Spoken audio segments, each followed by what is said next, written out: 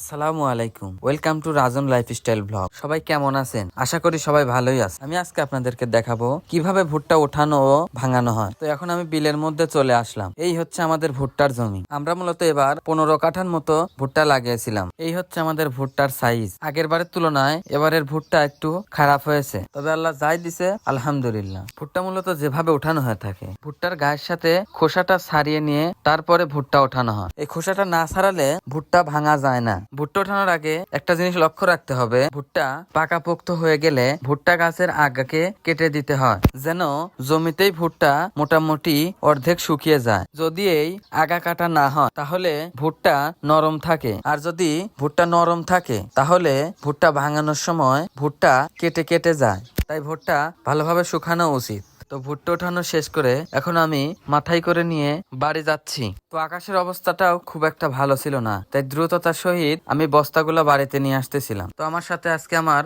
বন্ধু রাসেলও কাজ করছিল। তো আমরা দুজন মিলে বস্তায় ভরে সবগুলা ভুট্টা মাথায় করে নিয়ে আসতেছিলাম। তো ভুট্টা আনার পরের দিন থেকে শুধু বৃষ্টি আর বৃষ্টি। আবহাওয়া খারাপের কারণে প্রায় 10 থেকে 12 দিন পরে আজকে আমরা ভুট্টা ভাঙাচ্ছি। তো মেশিন স্টার্ট করে দেওয়া হলো, বস্তায় ভরে একে একে মেশিনের মধ্যে ঢেলে দেওয়া হচ্ছে। আমরা মূলত আগে থেকে বস্তায় ভরে রেখেছিলাম। তো প্রিয় বন্ধুরা, কে কোথা থেকে ভিডিওটি দেখছেন অবশ্যই কমেন্টে জানাবেন। তো সবাই ভালো থাকবেন, আল্লাহ হাফেজ।